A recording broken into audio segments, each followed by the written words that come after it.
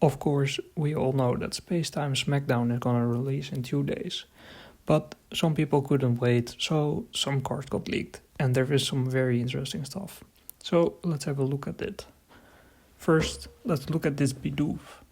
The Bidoof is a very nice card, first of all, but it is super interesting since for 2 energy you can halve your opponent's active Pokemon's HP, and it is rounded down.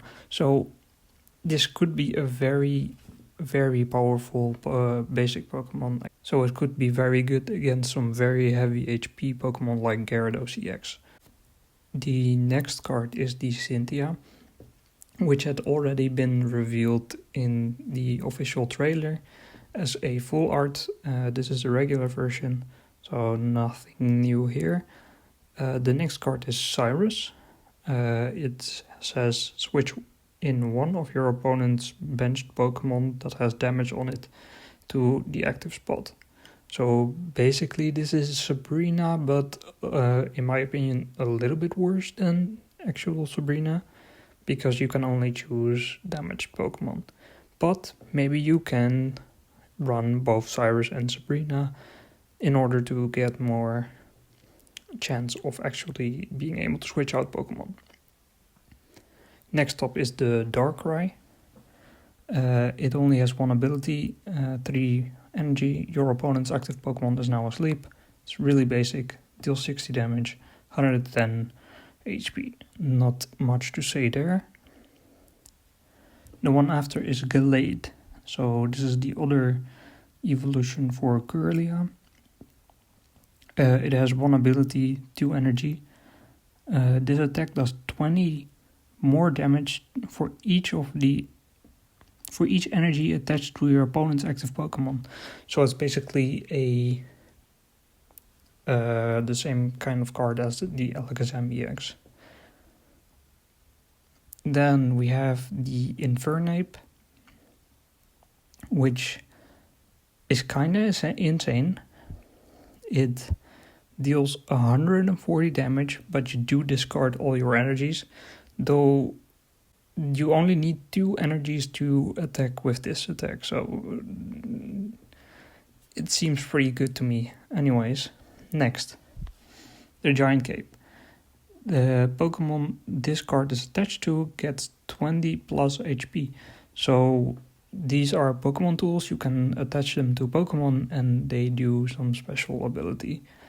In this case, you get 20 HP, which might be very, very useful for like Rapidash, who only has like 100 HP or something, or Ninetales, who has 90 HP, so that extra 20 HP might be very useful.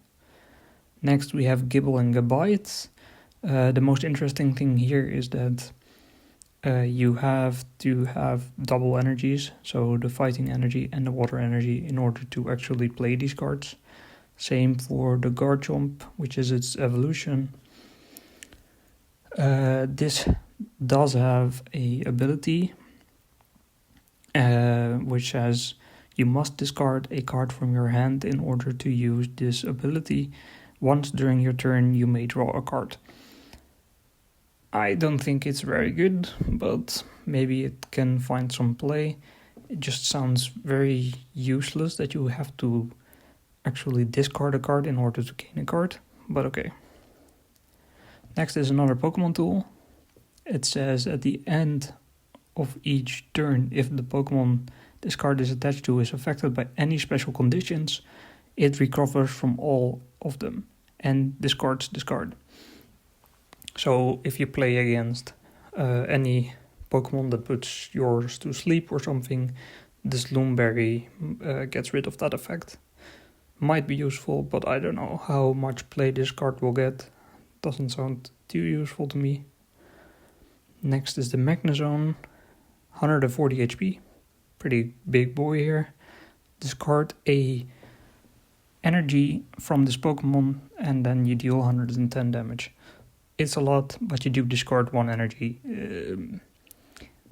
I don't know how useful that will be, though the Magnum might have the ability to stack a lot of energy, so it might be easy to have like 4 or 5 or 6 energy on this when you evolve it. Next is the Manaphy. It has one ability, Oceanic Gift. It chooses 2 of your bench Pokemon. For each of these Pokemon, take a water energy from your energy zone and attach it to that Pokemon. So basically it's a supporter Pokemon that ramps up your other Pokemon's energies. Then we have Porygon Z, maybe one of the most interesting cards that got leaked so far. It has one ability, but that says, change the type of the next energy that will be generated from your opponent to one of the following random ones. Basically, you attack with this attack and then the enemy can't attach any new energy the next turn. Or he has to be very lucky and get exactly the right energy. Basically, you incapacitate your opponent almost. Next is another tool, the Rocky Helmet. If the Pokemon this card is attached to is in the active spot and it's damaged by an attack from your opponent's Pokemon, do 20 damage to the attacking Pokemon. So basically this is a Drudigun passive, but you can attach it to all of your Pokemon. So that might actually be very useful to get a basic Pokemon with a lot of HP and attach the Rocky Helmet, and then you basically have a Drudigun. Next we have this Rotom. It has one ability and it says, if your opponent's active Pokemon has a Pokemon tool attached, this attack does 30 more damage. So with the introduction of the Pokemon tools, this Rotom is kind of a counter to that. It deals more damage if there is a Pokemon tool attached to your Pokemon. Next is the Staraptor. It has one ability and it says, during your opponent's next turn, the defending Pokemon can't retreat. So basically you just,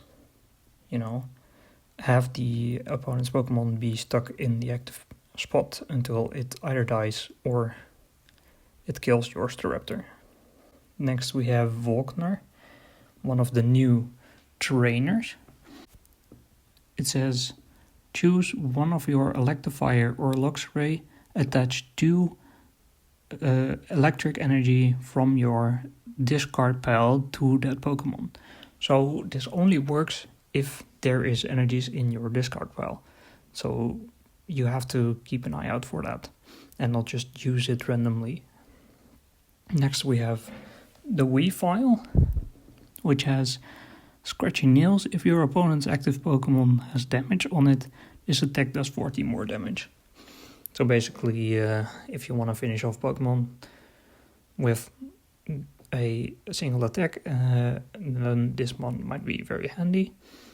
Then we have a new promo card, which is the next Lapras EX or Venusaur, etc. kind of event, which has a ability that says whenever you attach a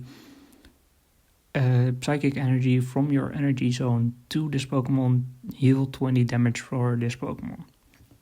So it's almost exactly the same as Lapras actually. Only it doesn't heal from attacking, it heals from getting an energy. Then there is 4 more promo cards that we can't really get into right now, but here's a preview of them.